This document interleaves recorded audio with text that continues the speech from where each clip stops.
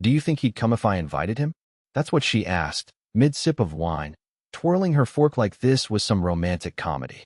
She wasn't talking to me. She wasn't even looking in my direction. She was asking my cousin Hazel about her ex-boyfriend. At our family dinner, with my name card still in front of her and our wedding photo still hanging crooked in the hallway, courtesy of the hook I never fixed. I stared at my glass of water like it might offer answers. Maybe if I stared hard enough, it would ripple like in those dinosaur movies. Only instead of a T-Rex, it'd be my self-respect finally arriving. Hazel gave one of those polite chuckles people do when they realize they've wandered into a conversation that shouldn't exist. I don't know, maybe? Camille smiled, like a teenager with a secret. We still talk sometimes. Not a lot. Just here and there. He's been going through stuff. Her voice dropped on the last part. I think she thought it made her sound compassionate. All I heard was nostalgia, oozing out between sips of Pinot Noir and phrases like, "We used to have this inside joke." The clink of forks and muffled family chatter filled the background like white noise. I was surrounded by people, but felt like I was watching it all through a glass wall. A pane of silence that separated me from whatever life I thought I had. She laughed at something Hazel said. A light, airy laugh I hadn't heard in months. It used to belong to late-night drives, burned popcorn, and inside jokes that were ours. Now it was just recycled, repurposed. I pushed my chair back. Slowly, deliberately. She didn't look up. I stood. Still nothing. I took my coat from the back of the chair. Pulled it on. My sleeves got stuck and I muttered under my breath. Still no reaction. I walked past the dessert tray. Past my mother's careful centerpiece. Past my dad complaining about the thermostat again. I reached the front door. My hand was on the knob when I paused. Surely she'd noticed now. Nothing. I opened the door. Stepped out into the cold. And the only thing I heard behind me was the door quietly clicking shut. That was the night I learned the most painful kind of betrayal doesn't come with shouting or slamming doors. It comes in silence. In smiles that aren't meant for you. In the way someone can erase you without even realizing you're gone. I didn't go home that night. I drove around aimlessly for an hour, ended up in a grocery store parking lot, just sitting under the orange lights while a guy in a reflective vest collected carts. It was freezing, but I kept the windows cracked because I didn't want the warmth. I didn't want comfort. I wanted to feel cold enough to match what had just settled inside me. I stared at my phone for a long time. No texts. No missed calls. I turned it off. Not on silent, off. Fully powered down. I didn't want the chance of a notification breaking the silence and giving me hope that she noticed. Because she didn't. And some sick part of me needed to sit in that truth, unbothered. I eventually drove to a cheap motel on the edge of town. The kind with flickering signs and rooms that smell like forgotten cigarettes. I checked in under Aaron, for no reason other than I didn't want to hear my own name said out loud by a stranger. I laid on top of the covers fully dressed and stared at the popcorn ceiling until morning. By noon the next day, I turned my phone back on. One message. From my sister, not Camille. "Hey, everything okay? You left kinda early last night." I replied, "Yeah, just tired." Lying comes easier than I expected. Still nothing from Camille. Around 2 p.m., I drove home. My car slowed as I turned onto our street, like it already knew I was hesitating. Her car was in the driveway. No flowers in her hand. No look of concern at the window. Just a regular Saturday, like nothing ever happened. I walked inside. She was on the couch, scrolling her phone, one leg tucked under her, hair up in a messy bun, the one I used to think was cute. She looked up briefly and said, "Hey," like I'd just stepped out to check the mail. That's when I realized something terrifying. She wasn't hiding it. She didn't even feel the need to. I stood there for a second too long, waiting for her to acknowledge it. To say, "Sorry for last night," or "Let me explain." But she didn't. Just turned back to her screen and kept scrolling. That night, after she fell asleep, peacefully, like someone with a quiet conscience, I did something I've never done before. I went through her phone. I know it's wrong. I know it makes me the bad guy in some ways. But if you've ever felt yourself disappearing in your own marriage, you'd understand that sometimes desperation overrules dignity. And what I found, it wasn't just Jasper. It was a whole graveyard of conversations. Archived threads, flirty messages, old flames rekindled. There was one guy from work, one from college, a random contact saved as book club, even though she's never read a full novel in her life. But Jasper, Jasper was different. His messages weren't flirty. They were familiar, deep, intimate in the way that makes your stomach knot. Talking about, what if things had gone differently, and you always understood me better than anyone. She told him she still dreams about that weekend in Maine. We've never even been to Maine. I didn't wake her up. I didn't scream. I didn't throw the phone. I just set it down gently on her nightstand, walked into the bathroom, and sat on the edge of the tub for 2 hours, staring at the tiled floor like it held answers. It wasn't just the dinner. It had been happening for a long time. And I had been too polite, too trusting, too small to see it. Sunday morning, she made pancakes. Like nothing happened. Like our marriage wasn't sitting in the corner bleeding out in silence. She added blueberries, too, which I hate, by the way, and slid the plate in front of me with a casual, "You slept in." I wanted to ask her if she ever talked to Jasper about pancakes. I wanted to ask if she ever cooked for him, too. But instead, I smiled. Forked one. Chewed. Swallowed. It tasted like betrayal, if betrayal were lightly burnt and slightly too sweet. I watched her clean the pan. She hummed while she did it. Not nervously, not like someone covering guilt. It was worse. She was comfortable, unbothered. It made me feel like I was watching a stranger who had memorized my wife's movements. We didn't talk about the dinner. We didn't talk about me leaving. We didn't talk about anything. I guess she thought if she ignored it long enough, I'd just slide back into place. Like an old bookmark. But I didn't. I started paying attention. Not to her, but around her. The small gaps in her routine. The inconsistencies. When she said she was running errands, I noted the time. I noticed she always came back with one bag, no receipt, and a smile that didn't quite fit the story. I noticed her perfume changed, the kind of subtle change you only catch when you're not supposed to smell it. One afternoon, I tested her. She said she was going out with Megan, the same Megan who moved to Oregon last year. I said, "Tell her I said hi." Camille didn't blink, didn't correct me, just said, "Will do," and grabbed her keys. That's when I knew. She was lying automatically. No guilt, no hesitation, just clean, polished dishonesty. Like muscle memory. And I couldn't stop thinking, how long has she been practicing that lie? I started keeping notes. Yeah, I know how pathetic that sounds. A grown man with a notes app full of timestamps and lipstick shades. But it gave me something to hold on to, even if what I was holding was made of broken glass. It hurt, but at least it was real. The worst part? I still wasn't mad. Not really. I was hurt, embarrassed, confused. But I wasn't angry, not yet. That part of me hadn't woken up. I was still the guy who asked himself what he did wrong. Maybe I got boring. Maybe I stopped asking about her day. Maybe I wasn't spontaneous or interesting or sexy enough. I went through every version of the blame, and all of them had my name on them. Until Wednesday night. She left her laptop open on the coffee table. Said she was going to take a bath. Normally she's meticulous. Always closes tabs, clears chat windows, locks it. Not this time. Maybe she thought I was still too dull to notice. Maybe she wanted me to see. I don't even know what I expected to find. But what I did find made my skin crawl. A shared Google document titled, "When It's Time." I opened it. It was a pros and cons list. About leaving me. I read every line. Every cold-blooded, bullet-pointed piece of my life dissected like I was a job she was thinking of quitting. Pros: stable, pays bills, not dramatic, would probably take it well. Cons: not exciting, no passion, doesn't challenge me, feels more like a roommate than a partner. At the bottom, she wrote, "Maybe by February." I closed the laptop slowly, sat back, blinked at the ceiling. That was the moment something shifted. Something subtle but irreversible. Not rage, not grief. Clarity. She wasn't planning to tell me. She was planning to wait me out. And for the first time since this whole thing started, I felt something unfamiliar building inside me. Not anger at her, but anger at myself. For letting her script my silence. For letting her narrate both sides of our story. For being the nice guy who'd make it easier for her to leave clean. But now I was writing my own version. I didn't confront her. Not yet. I thought I would. That night with the laptop, I even practiced it in my head. The lines I'd say, the questions I'd ask, the tone I'd use. But when I heard her humming down the hallway in that stupid, oversized bathrobe, I knew I wasn't ready. Not because I was scared of her reaction, but because I wanted to know more. If she was going to treat this like a slow-motion exit, then fine. I'd slow down, too, and learn everything before she realized I was awake. She thinks I'm passive. I've let her think that for years. I do the dishes without being asked. I say whatever you want during every argument.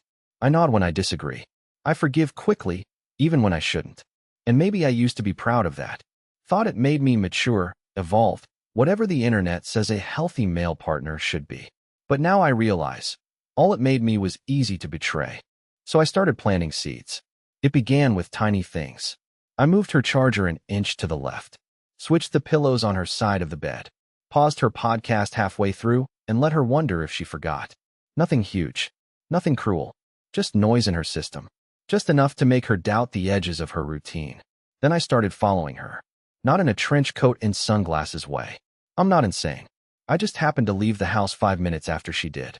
I know the car she says she's going to. I know the street that yoga class is on.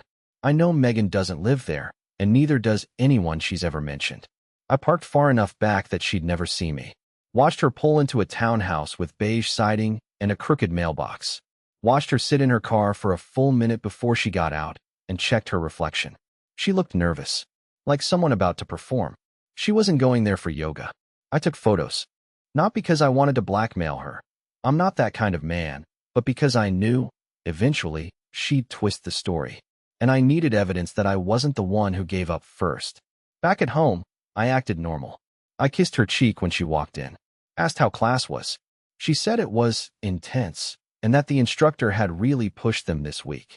I smiled and said, "Good for you," knowing full well she had spent the last 2 hours inside that townhouse. She's getting bolder. That's the part that fascinates me. She's not afraid of being caught. And that makes me wonder how long this pattern has been running in the background. How many people have seen it, but said nothing? How many family dinners she sat through with a secret in her pocket, while I poured wine and told boring stories and played the idiot she could safely ignore. The next time she left, I followed again. This time, she met him outside. Tall, blonde, wore sneakers with no socks, you know the type. She hugged him like someone greeting a memory. He kissed her temple like someone who knew she still belonged to him. They didn't go inside. They walked, talked, laughed like they were 19 again. I stayed far back, kept my windows rolled up, watched them stop at a little bench by the lake and sit like it was their favorite spot. Maybe it was. Maybe I've just been a footnote in their unfinished novel. That night, she came home smelling like cold air and fabric softener. I offered to make tea. She said sure. While the water boiled, she told me we should go somewhere soon, just the two of us. She said we'd been off lately. I stared at her while she said it, wondering how she could be so fluent in two completely different lives. I told her, I think that's a great idea. And I meant it, because now I have a plan too. Not revenge, not violence, nothing that breaks laws or bones. Just clarity. She thinks I'll stay quiet. She doesn't know I've already started writing everything down. The first thing I did was buy a second phone. Nothing fancy, just a cheap burner from a gas station 2 towns over. Paid in cash, no ID. The kind of thing that made me feel like I was crossing some invisible line between who I used to be and who I'm becoming. I didn't buy it to call anyone. I bought it to document. Voice memos, videos, photos, timelines. A private archive of everything she didn't know I knew. I named the folder Home Repairs and password protected it. If she ever found it, she'd think it was where I tracked plumbing issues or thermostat settings, the kind of boring crap she never pretends to care about. The house is quiet these days. Not just normal quiet, it's heavy. Like it knows. Like the walls picked up on the shift in me before Camille did. The floorboards creak louder now. The pipes groan at night. Or maybe I just notice them more because I'm not filling the silence with denial anymore. I hear everything now. Her footsteps, her late-night messages, the fake little sighs she lets out when I sit too close. Like being near me is a burden she doesn't want to carry anymore. I started locking the office. Not because I have something to hide. Well, okay, I do. But mostly to watch her reaction. The first time she jiggled the doorknob, I was in the kitchen. I didn't say anything. I just listened. She tried the handle twice, then paused. Quietly. No knock. No question. Just a few seconds of silence before she walked away like it hadn't happened. But I knew. And that little moment told me more than any confession ever could. She knows something's changing. She just can't figure out what yet. She's starting to get sloppy. Probably because she thinks she's already won. Last Friday, I watched her leave the bedroom at 1:12 a.m. She padded barefoot down the hallway like a ghost. I stayed still, eyes barely open. Heard the fridge open. Then the office doorknob jiggle again. Then silence. She came back 5 minutes later, slid into bed, and pretended to sleep like nothing happened. I stayed awake for 2 more hours. Thinking. Planning. I ordered a hidden camera. Not for her. For me. I wanted to see what I looked like from the outside. What kind of man lays next to a woman like that and doesn't say a word? I recorded one night. Watched the footage the next morning while she was in the shower. I stared at my own stillness. My chest barely rising. Eyes half open. Blank. Like I'd already left, but forgot to take my body with me. That image haunted me more than anything she's done. Because it confirmed what I feared most. I'm disappearing. Slowly. Quietly. And I've been helping her do it. Not anymore. The next time she went to see him, I followed again. Same townhouse. Same routine. But this time, I didn't stay in the car. I parked around the corner. Walked up the block. Hoodie up, hands in pockets. I stayed on the opposite side of the street and timed it. Exactly 7 minutes after she went in, the porch light turned off. Curtains drawn. Same as before. Only this time, I took a photo of the mailbox. With the address. That evening, I casually asked her how yoga was. She smiled, that same hollow curve of the mouth, and said, "So good. Megan says I'm getting stronger." I nodded. "I've always thought you were stronger than you give yourself credit for." She didn't know what I meant. That made it better. She thinks I'm playing catch-up. She doesn't know I've already passed her. The thing about people like Camille is they're used to being one step ahead. They think deception is a chess game, but what they don't realize is, sometimes, it's poker. And I stopped blinking a long time ago. There's a type of silence that isn't peace. It's pressure. A slow, growing weight in the air that nobody mentions, but everyone breathes. That's what our house has become now. She doesn't say it, but she feels it. Her eyes shift more. Her phone never leaves her hand. She closes her laptop when I enter the room, even if she's just browsing Pinterest, or pretending to. It's like living with someone who's constantly looking for exits they didn't realize they'd need. I've given her no reason to panic. That's the genius of it. I still make her coffee in the morning. Still kiss her on the temple. Still listen to her stories that don't add up. I nod, smile, and file everything away. Meanwhile, I've already changed the password to the Wi-Fi. She hasn't noticed yet because her phone's still connected, but her laptop dropped it 2 nights ago. She asked me if it was acting weird, and I shrugged, said the router's probably just old. The real reason I changed it is because I already cloned her messages. That took me a while to figure out. I'm not a hacker. I work in payroll, for God's sake. But you'd be amazed what people store in their cloud without knowing it. Deleted texts. Shared locations. OneDrive files. A cache backup of her old email inbox. I didn't even have to dig too deep. She'd been careless. Or maybe just confident I'd never look. Either way, it was all there. Every breadcrumb. There was one message from 2 months ago that hit harder than the rest. She'd written it to Jasper and never sent it. Just a draft, sitting alone in a folder called Later. It said, "Sometimes I look at him and feel guilty. Like I'm stealing time from someone who doesn't know he's being robbed." I read it 5 times. She was right, though. I didn't know I was being robbed. Not until the thief got sloppy.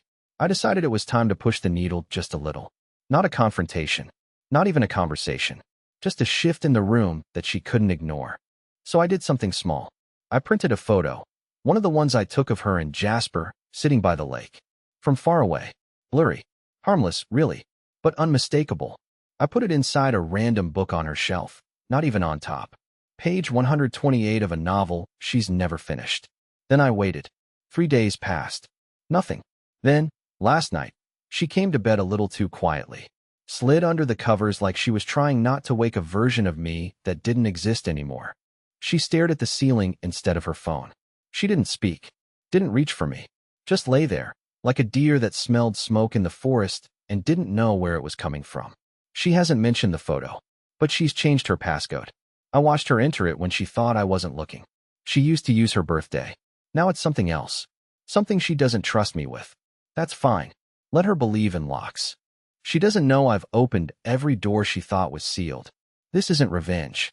It's exposure. I'm not trying to hurt her. I'm trying to make her look in the mirror she's been avoiding. The one that shows the version of herself that lies and smiles in the same breath. The funny thing is, I still love her. That's the part that makes this whole thing ache in places I didn't know could ache. If I hated her, this would be easy. But I don't. I love the woman I thought she was. I love the way she used to laugh at bad movies.